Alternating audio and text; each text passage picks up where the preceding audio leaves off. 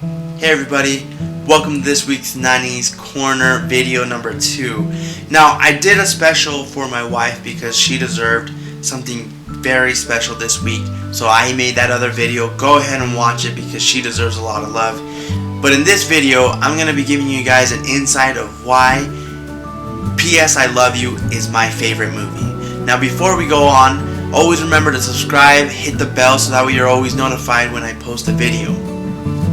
Now, every time we talk about what a movie and how great it is, if you haven't read my blog, I invite you to. I'll put a link down here in the bio. But when you're looking at a movie, most people always like to look at what the critics have said. So first things first, don't follow what the critics say. Right here, you can see that the tomato meter put this movie very low, while the audience score was very high. So I ain't gonna be one to say that maybe they don't know what they're doing, but a lot of critics don't have really good taste, and so I'm just gonna leave it at that. However, I wanted to give my point of view of why this movie to me is my favorite, and it always is, and it always has been my favorite ever since it came out.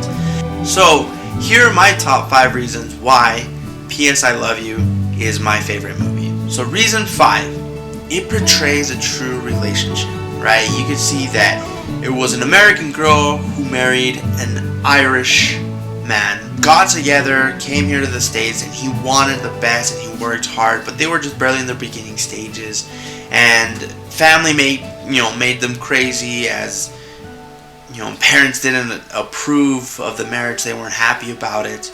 In the beginning of the movie, they have this fight where they say all their things, and it was all because of a comment said to the mom, right? To her mom. And they got into a fight because of all this that happened, and then said all their things, got mad and got angry. But then when it all calmed down, they came back together and were able to just say they were sorry and they were frustrated. How many of us have felt that? Like, honestly, I'm gonna be straight honest with you. Most of us, being married now almost 7 years, we've had those experiences. You get angry, you get mad, you get frustrated for things that just are out of control. You're not looking at the issue, you're just looking at a broader perspective, and you just want to be angry at someone, and guess who's right beside you? Your spouse. And so you get this angry, and all of a sudden, bam, right? You get in this argument. But when you guys finally calm down and realize that that wasn't the issue wasn't him, the issue wasn't her, it was another aspect of things, you realize that, oh, okay, then we can be okay, and that's how they were. It also portrayed true relationships in family and friends, and how they were supportive, but as well as they were always there to push you too, right? Like they weren't just gonna let you stay there, right? They're never gonna let you just stay there. If it's a true friend, they're gonna be like, hey, it's cool, I'll help you, and you're like, I'll continue what you're doing, but we gotta somehow move on, right? And they did that. They loved her, and they portrayed her love and supported her with trying to do all these crazy things, but as well, they also moved on with their lives, which helped her. That kind of leads to number 4.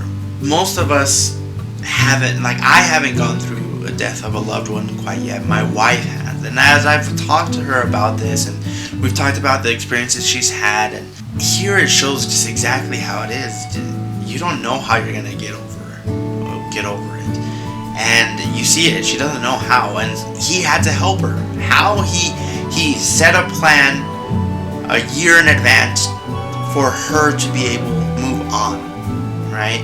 And even though he would leave these notes and these invitations and these cards and all these different things to do, it still wasn't easy for her to let go, right? It still wasn't easy for her to go on, and that's what I loved about it, because there's sometimes where it's like, simple, I'm done, right? You show that, and there's many people that do that too. But you were able to see and feel the pain that she felt, like moving on was wrong. And it's okay, it's okay to feel that. And that's what I loved about it. Number 3, true love helped her move forward. So her true love helped her move forward. And he knew that she needed help, right? He sought this plan to help her out. Many people like the mom in the movie, Kathy Bates, didn't want to help out in the beginning. Like he gave her the plan. He told her that, hey, I'm gonna be doing this. You know, I'm not gonna be living for long. I need you to help me. And she didn't want to, because most people were like, let her get on. Don't do this. Don't let her hear your voice. Don't let her hear these tapes. Don't let her hear all these things. Don't, stop.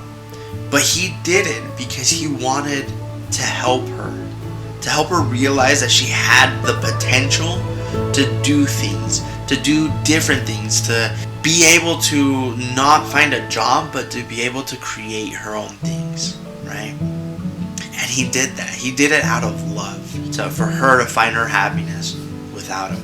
And so I loved that aspect of what he did. For me, it's a beautiful way to show your loved one that even though you're gone, you want the best for them. Which goes to number 2. Moving on does not mean forgetting someone. The big point of the movie and the big point of all the things that he gives to her after death was not for her to forget him, not to say, well, he's dead, he's gone, I'll find a new love, and who's that? No. It was about being able to continue life when someone's gone. She ends up starting to feel like she's letting go, right? She doesn't feel him close anymore, and then she knows that he's not trying to let her forget him, but to not stay stuck, right? To be able to do stuff with her life, to be able to continue on. And that, for me, is one of the beautiful things to know about, to see that hope and to see that if something were to happen, there is a way to move on, but not to forget.